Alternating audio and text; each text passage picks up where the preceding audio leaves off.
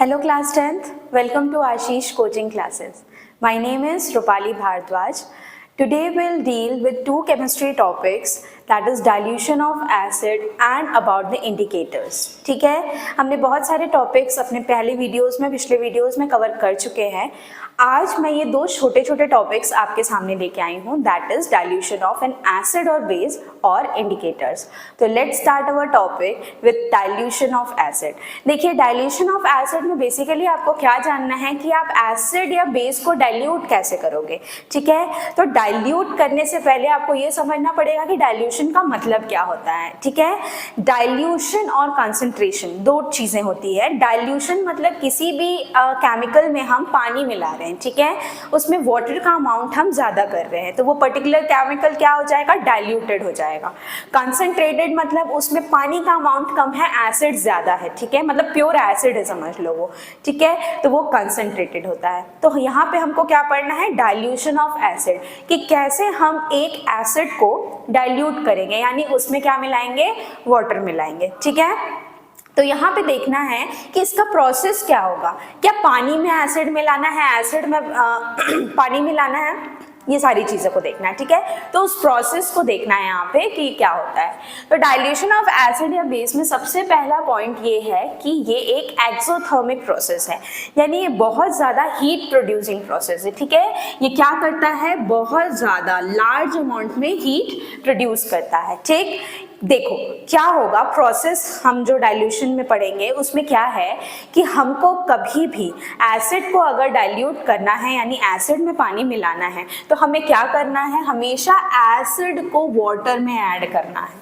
कभी भी वाटर में वाटर को एसिड में नहीं ऐड करना है. यानी कि देखिए, बहुत कंफ्यूजिंग होता है, आपको बहुत अच्छे से याद रखना है कि मान लो आपने एक बीकर लिया है और उसमें आपने डाल दिया है एसिड. ठीक है, और एसिड है आपका HCl, हाइड्रोक्लोरिक एसिड या फिर सल्फ्यूरिक एसिड. ठीक है, H2SO4, कोई भी एसिड ले लो. मैं दो एसिड बता दे रही हूँ आपको, H2SO4 या फिर हाइड्रोक्लोरिक एसिड. आपने दो एसिड्स, कोई भी दोनों एसिड्स हैं, इन दोनों एसिड्स में से किसी एक एसिड को आपको डाइल्यूट करना है. तो आप क्या करोगे, एसिड में, यहाँ पे एसिड प्रेजेंट है तो यहाँ पे कभी भी वाटर का मिक्सचर नहीं करोगे. मतलब कभी भी एसिड में पानी ऊपर से डाल के मिक्स नहीं करना है. ठीक है, क्यों ऐसा नहीं करना है, क्योंकि ये कैसा प्रोसेस है, आपने देखा ये एक बहुत हाईली एक्सोथर्मिक प्रोसेस है, यानी ये क्या रिलीज करेगा, large amount of heat release करेगा. अगर आप ऐसा करते हैं, यानी कि अगर आप किसी बीकर में एसिड लिए हुए हैं, आपने लिया है और उसमें आप ऊपर से वाटर मिला रहे हैं, ठीक है, तो ये बहुत बड़ी गलती होगी, बिकॉज उसमें से स्प्लैशेस निकल सकते हैं बाहर, क्योंकि वो एसिड बहुत ज़्यादा हीट प्रोड्यूस करेगा जब आप उसमें पानी मिलाओगे.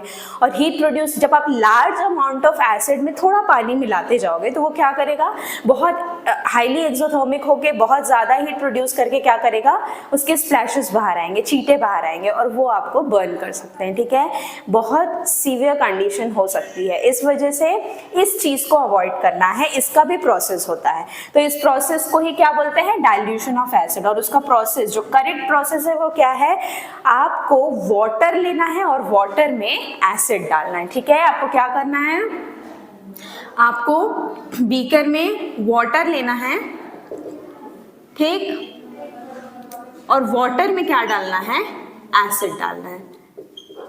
समझ में आया, drop by drop, by stirring, by regular stirring. देखिए, मैं आपको फिर से एक बार बताती हूँ इस प्रोसेस ऑफ डाइल्यूशन को, कि आपको क्या करना है. अगर आपको एसिड डाइल्यूट करना है, ठीक है, एसिड को डाइल्यूट करना है, तो आपको एक बीकर लेना है. बेसिकली उसमें एसिड है प्रेजेंट पहले से, मान लो H2SO4 एसिड है. ठीक है, तो इसमें कभी भी वाटर जो है ऊपर से ऐड नहीं करना है, क्योंकि ये क्या करेंगे, ये स्प्लैशेस प्रोड्यूस करेंगे और ये स्प्लैशेस क्या करेंगे, आपको बर्न कर सकते हैं. ठीक है, तो इसलिए ये चीज कभी भी नहीं करनी है. आपको करना क्या है, ये आपको नहीं करना है. ठीक है, नो, अ बिग नो. दूसरा क्या करना है आपको, एक्चुअल में आपको लेना है वाटर. ठीक है, H2O लेना है आपको, वाटर, और वाटर में ड्रॉप बाय ड्रॉप एसिड डालना है. यहाँ से ड्रॉप बाय ड्रॉप आप एसिड डालोगे, H2SO4 या कोई भी पर्टिकुलर एसिड है, उसको डालोगे, लेकिन साथ ही साथ रेगुलर स्टिरिंग करके उसको रेगुलर क्या करना है, स्टिर करते जाना है। तो वैसे में क्या होगा, जो हीट होगी वो थोड़ी सी कम रिलीज होगी, मतलब धीरे धीरे वो इक्विवेलेंट हो जाएगी। लेकिन वैसे कंडीशन में वो large amount of heat produce करेगी, क्योंकि ये एक्सोथर्मिक प्रोसेस है, इस वजह से वो स्प्लैशेस प्रोड्यूस करके आपको बर्न कर सकते हैं। तो ठीक है, डाइल्यूशन ऑफ एसिड का एक पर्टिकुलर प्रोसेस होता है और उस प्रोसेस को आपको याद रखना है कि किस तरीके से आप एसिड को डाइल्यूट करोगे।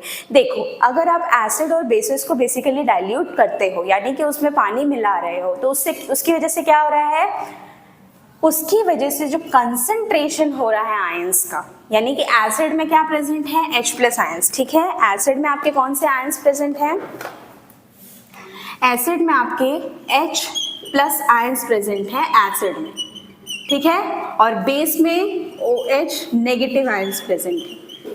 ठीक है, तो इनका कंसंट्रेशन क्या हो रहा है, पानी मिलाने की वजह से कम हो रहा है। ठीक है, जैसे आप इसमें वाटर ऐड करोगे, एसिड और बेस की जो आयंस का कंसंट्रेशन है बेसिकली वो क्या हो जाता है, कम हो जाता है। ठीक है, तो ये होता है डाइल्यूशन ऑफ एसिड और बेस का प्रोसेस, जिसमें आपको सबसे इंपॉर्टेंटली एकदम बेसिकली आपको याद रखना है कि आपको एसिड्स को कैसे डाइल्यूट करना है, क्योंकि इसके प्रोसेस के बेसिस पे आपको क्वेश्चंस पूछते हैं, MCQs वगैरह शॉर्ट क्वेश्चंस हैं सिर्फ इतने पार्ट से कि एसिड को वाटर में ऐड किया जाता है या वाटर को एसिड में। तो ये आपको याद रखना है कि कभी भी एसिड को वाटर को एसिड में कभी भी ऐड नहीं करना है। ठीक है, तो यहाँ से हमारा ये जो टॉपिक है डाइल्यूशन ऑफ एसिड और बेस कंप्लीट होता है।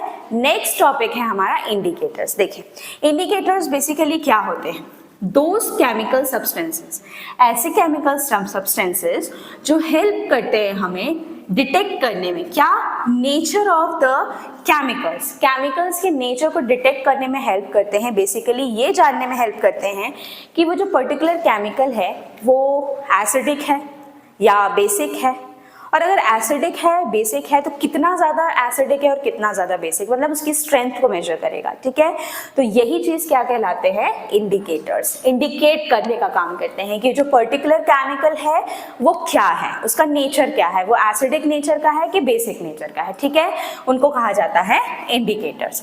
अब यहाँ पे देखिए, सबसे बेस्ट एग्जाम्पल है उसका लिटमस सोल्यूशन, लिटमस पेपर वगैरह। ठीक है, ये सब क्या होते हैं, लिटमस पेपर, पीएच पेपर्स, ये सब क्या होते हैं, ये आपके केमिकल्स की क्वालिटी मतलब नेचर को डिटेक्ट करते हैं कि वो एसिड है कि बेस है, और उसकी स्ट्रेंथ को मेजर करने का काम भी करते हैं। कौन, पीएच पेपर। ठीक है, आगे हम देखेंगे इस चीज को।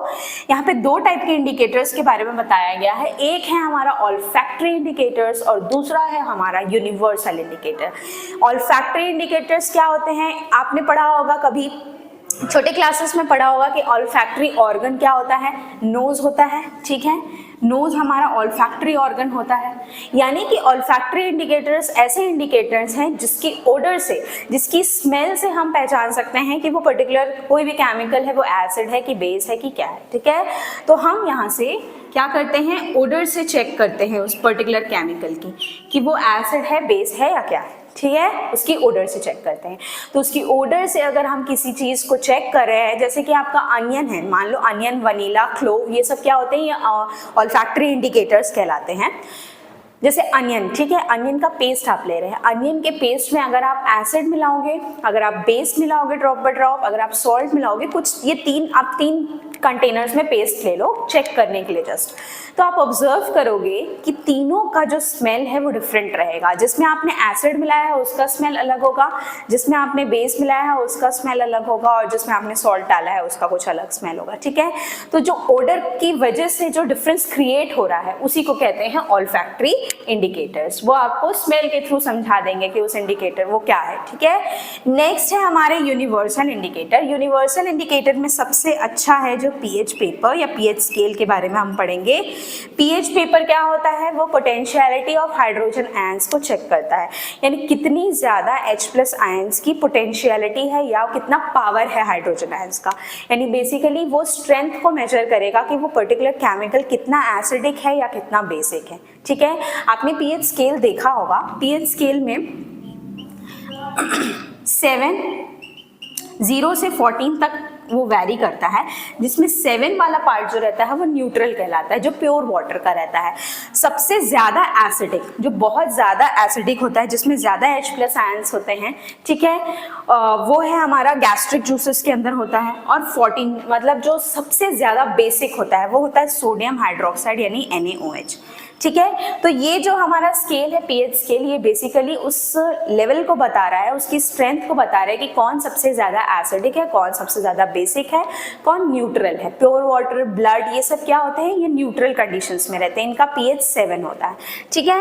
आई hope you are getting my point. Indicators, okay, clear. Now I tell you about some indicators. मतलब आपको मैं ये बताऊंगी कि यहाँ पे जो फेनोप्थेलिन और टर्मरिक जो मैंने लिखा है, ये बेसिकली हम इसको अगर किसी एसिड बेस में, मतलब अगर हम चेक करने के लिए डाल रहे हैं तो इनका क्या कलर चेंज आएगा या क्या इनमें चेंजेस आएंगे। तो अगर आप टर्मरिक का यूज कर रहे हो एज एन इंडिकेटर, ठीक है, तो अगर आप एसिड्स में मतलब एसिड्स डाल रहे हो टर्मरिक में, तो उसमें नो चेंज, कोई भी चेंज नहीं आएगा। लेकिन अगर बेसिस डाल रहे हो तो रेड हो जाएगा वो, ठीक है। फेनोप्थेलिन में क्या होगा, एसिड्स के कंडीशन में वो कलरलेस हो जाएगा, बेसिस के कंडीशन में वो पिंक हो जाएगा। ये बहुत इंपॉर्टेंट है, इसको याद रखना है, फेनोप्थेलिन इंडिकेटर, ठीक है। मिथाइल ऑरेंज के केस में क्या होगा, जब एसिड्स के केस में वो क्या हो जाएगा, रेड कलर में चेंज हो जाएगा, और बेसिस के केस में वो येलो कलर में चेंज हो जाता है, ठीक है। नेक्स्ट, आपको रेड लिटमस, ब्लू लिटमस के बारे में पता ही होगा। जब रेड लिटमस पेपर में आप एसिड्स ऐड करोगे तो वो रेड ही रहेगा, लेकिन बेसिस में क्या हो जाएगा, वो ब्लू में टर्न हो जाएगा, ठीक है। जो रेड लिटमस है वो ब्लू में कन्वर्ट हो जाएगा, और जो ब्लू लिटमस है, ठीक है, वो एसिड्स के प्रेजेंस में क्या हो जाएगा, रेड में टर्न हो जाएगा, ठीक है, और ब्लू ही रहेगा बेसिस के केस में, ठीक है। तो I hope you are clear with all these points, indicators and dilution of an acid, ठीक। तो आज का मेरा ये जो सेशन है वो इन दोनों टॉपिक से एंड होता है। अगर आपको मेरा ये वीडियो पसंद आया तो प्लीज़ लाइक करें, सब्सक्राइब करें और शेयर करें। Thank you.